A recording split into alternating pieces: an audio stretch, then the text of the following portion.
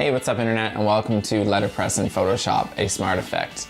In this class, what we're going to do is try and mimic a letterpress effect, creating it entirely in Photoshop with smart effects, some blending options, and a little bit of texture.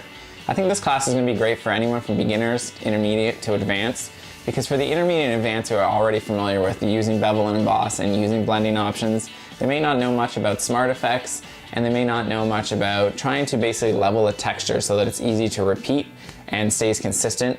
So there's a few little things that you're going to learn. It's a really short class, so I think you should definitely check it out.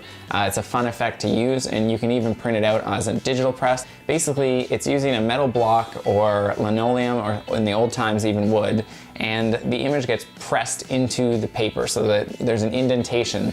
That means it has a really nice tactile feel, and if you run your hand across the print, you're actually going to be able to feel where the ink is laid. So it's a really nice premium effect. It's been around since the mid-15th century, and it's still used today.